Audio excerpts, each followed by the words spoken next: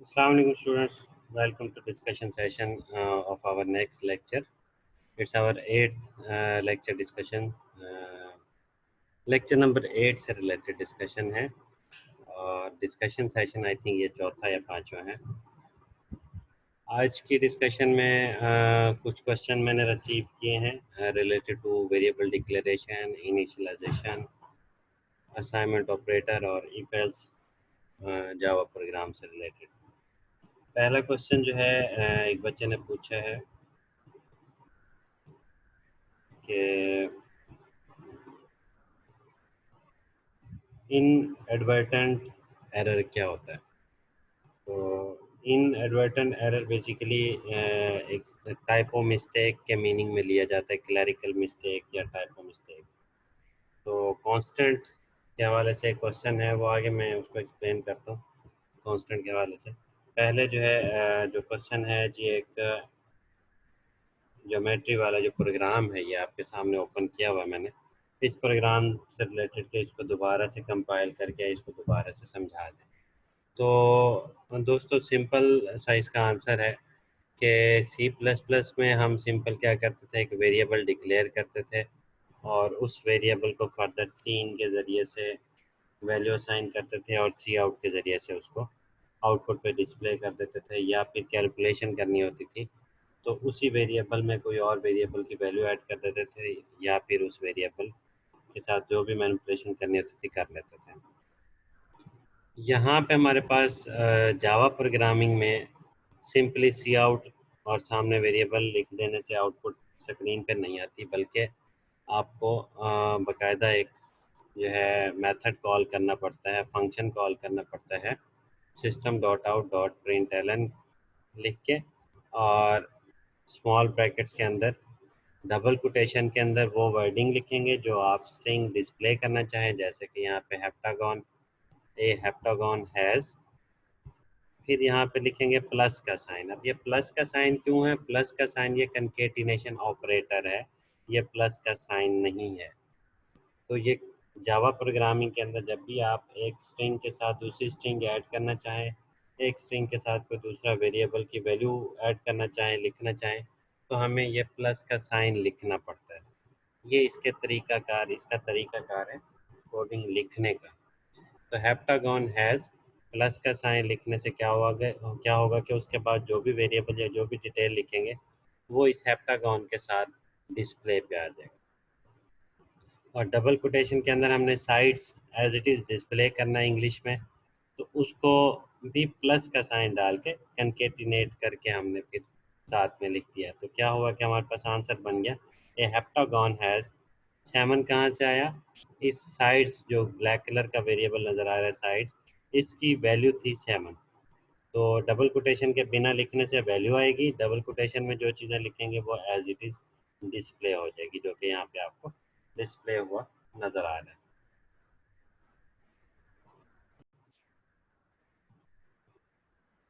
I hope आपको जो है इस प्रोग्राम की समझ आ गई होगी कि हम कंकेटिनेशन ऑपरेटर क्यों यूज़ करते हैं। तो जावा के अंदर जब भी एक से ज़्यादा स्ट्रिंग्स हम लिखेंगे या एक से ज़्यादा जो है वैल्यूज़ को सी आउट के ज़रिए, जैसे हम सी प्लस प्लस में डिस्प्ले करते हैं, यहाँ पे सिस्टम डॉट आउट के ज़रिए से जब आउटपुट स्क्रीन पर डिस्प्ले करना चाहेंगे तो एक से ज़्यादा यानी स्ट्रिंग्स और वेरिएबल इकट्ठे लिखने का तरीका ये है कि दरमियान में कंकेटिनेशन ऑपरेटर डाल दें। कंकेटिनेट का मतलब होता है जोड़ देना, ज्वाइन करना। तो ये प्लस का साइन यहाँ पे जोड़ने के मीनिंग में यूज़ हो रहा है। फर्दर क्वेश्चन में देखता हूँ कि जी क्या रिसीव हुए। अच्छा, जब मैं आप लोगों से अक्सर कहता होता हूँ कि जब भी आप क्वेश्चन पूछे साथ में टाइम लोकेशन बता दिया करेंगे। उससे क्या होता है कि वीडियो की उस टाइम लोकेशन को डायरेक्ट मैं क्लिक करता हूँ और वो लोकेशन मेरे सामने ओपन हो जाती है, और आपका क्वेश्चन जो होता है उससे रिलेटेड जो भी थ्योरी होती है वो मुझे आसानी से समझ आ जाती है। अब नेक्स्ट है जी,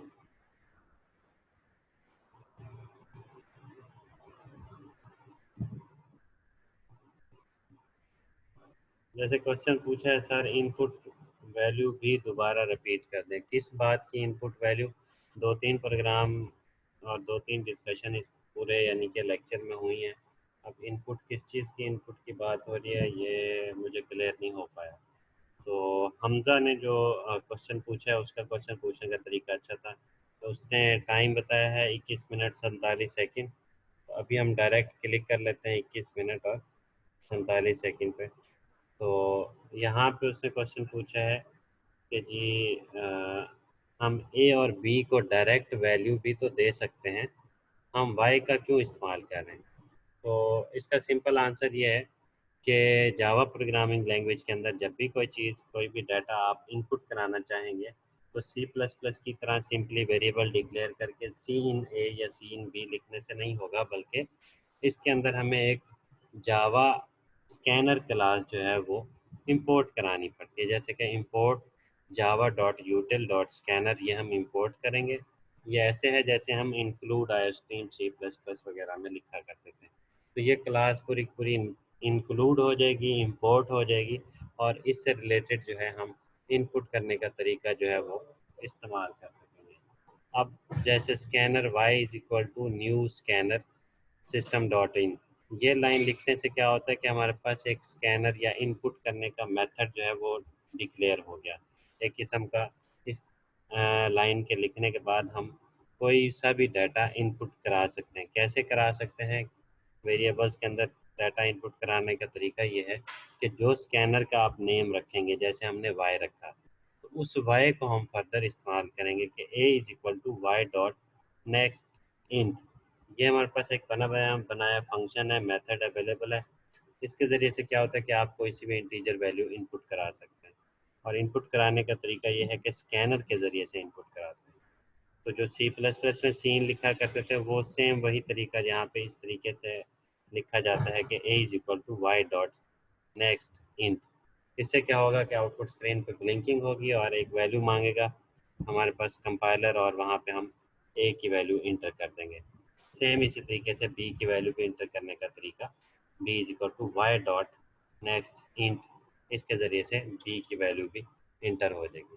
देन इफ एल्स वगैरह या इफ़ के ज़रिए से कंपेयर होगा, ए की वैल्यू लेस देन बी है, अगर है तो स्मॉलर लिखा आ जाएगा, अगर नहीं है तो एल्स कंडीशन पे चला जाएगा, या फिर स्मॉलर जो है वो ए की बजाय बी डिस्प्ले पे हो जाएगा।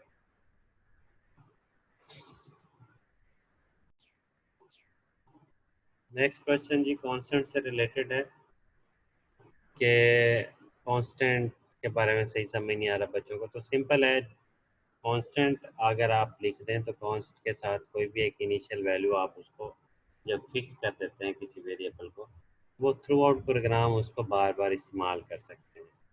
अब इसका फ़ायदा क्या होता है? इसका फ़ायदा ये होता है कि एरर के चांस कम होते हैं। ये इनएडवर्टेंट एरर जो होता है, ये मतलब ये है कि बार बार टाइपिंग करते हुए या टाइपो मिस्टेक हो जाए या कोई क्लरिकल जैसे टाइपो एरर वगैरह होते हैं, उन एरर से बचने का तरीका ये है कि हम कांस्टेंट वैल्यू पहले से ही डिफाइन कर दें। उससे क्या होगा कि हमें एरर्स के चांस कम होंगे और प्रोग्राम आसानी से हम लिख सकते हैं। तो ये इतना ज़्यादा कोई कंफ्यूज करने वाला पॉइंट नहीं है। कांस्टेंट सिंपल जैसे वेरिएबल डिक्लेयर किए जाते हैं, इसी तरह सिंपल कांस्टेंट को भी आप डायरेक्ट फिक्स वैल्यू को असाइन कर सकते हैं। इसमें मज़ीद कोई ज़्यादा सीखने वाला पॉइंट एज सच नहीं है।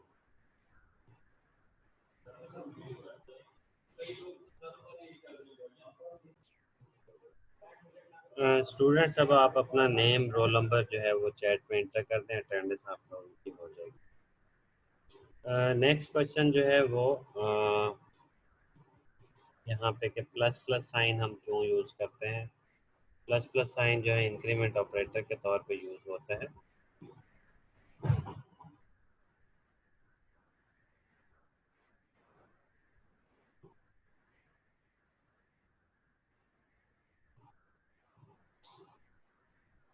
Plus plus sign increment operator होता है, या लूप्स वगैरह में यूज़ होता है, या फिर कोई सी भी वैल्यू जो होती है उस वैल्यू में वन का एडिशन जब करना होता है तब हमें प्लस प्लस का साइन यूज़ करते हैं। एक और क्वेश्चन ये है कि कंकेटिनेशन ऑपरेटर लगाना लाजमी है? तो हाँ जी, ये बहुत ज़्यादा लाजमी है। जावा प्रोग्रामिंग के अंदर जब भी आप दो स्ट्रिंग्स को इकट्ठे लिखना हो या एक स्ट्रिंग के साथ कोई वेरिएबल वैल्यू ऐड करके या साथ में लिखनी हो डिस्प्ले करने के लिए, तो कंकेटिनेशन ऑपरेटर लिखना बहुत ज़्यादा ज़रूरी होता है। अ, इस दफ़ा गर्ल्स के ग्रुप में से कोई क्वेश्चन नहीं आया सिवाय एक क्वेश्चन के। रोल नंबर 128 ने सिर्फ क्वेश्चन पूछा है। क्वेश्चन ये है कि जी अ, इसी कांस्टेंट के हवाले से क्वेश्चन है कि इसको क्लियर कर दें। ये मैंने ऑलरेडी क्लियर कर दिया है। आपका क्वेश्चन आई होप आपको क्लियर हो गया होगा। तो जिन बच्चों को आवाज़ सही नहीं आ रही तो ये रिकॉर्डेड सेशन में अपलोड कर दूंगा, तो आप लोगों को इसका जो है डिटेल से आप इसको वॉच कर लीजिएगा वीडियो को।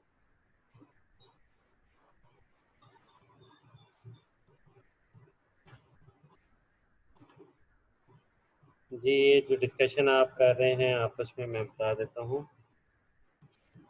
क्वेश्चन है जी, to invert the values of Boolean which operator is use. तो बुलियन से रिलेटेड जो है, वेरिएबल से रिलेटेड डिस्कशन डिटेल में जो है वो, या तो मैं इसका ट्यूटोरियल अपलोड कर दूंगा या फिर आप प्रॉपर जो है इस वीडियो में लोकेशन बताएं जिसमें आपका क्वेश्चन है।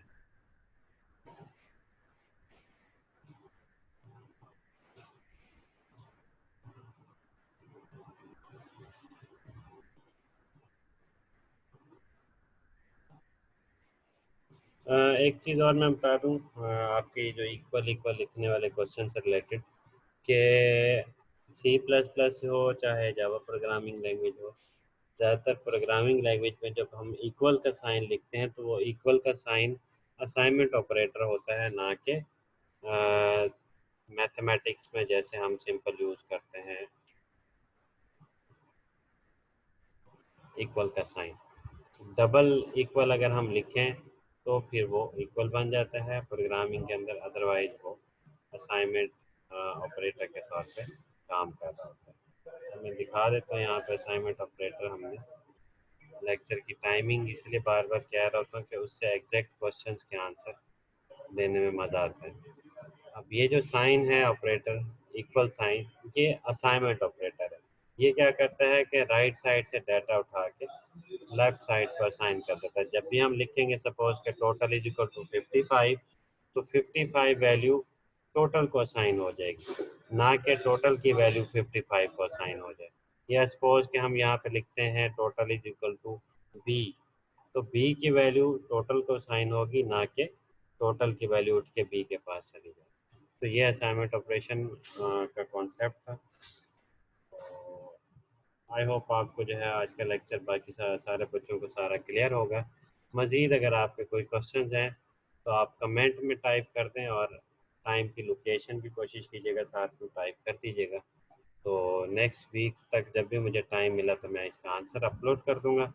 और अगर अपलोड ना कर सका तो नेक्स्ट डिस्कशन सेशन जब होगा उस दौरान आप इससे रिलेटेड क्वेश्चंस पूछ सकते हैं, इस टॉपिक से रिलेटेड, या फिर कोई से भी क्वेश्चंस हो आपके, आप पूछ सकते हैं।